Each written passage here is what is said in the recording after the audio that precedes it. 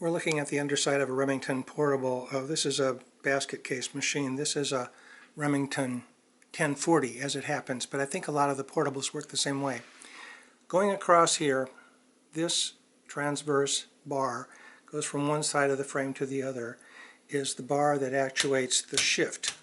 You can see when I push the shift key, it's pulling down and letting it go back up. So when it pulls it down, you get capital letters, back up for lowercase, capital, lowercase. And the adjustment points are over here at the left edge. You see a bar swinging and hitting two black pins. The pin toward the front of the typewriter is for the adjustment point for capital letters. The pin at the back of the typewriter is the adjustment point for lowercase letters.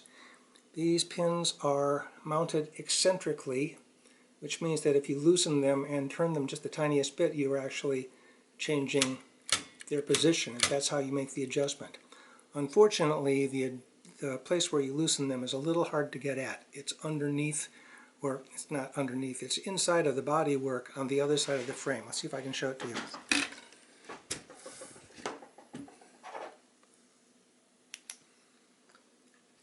Right down in there are the two places where those pins get adjusted. Or not where they get adjustment, it's where you loosen it so you can make the adjustment.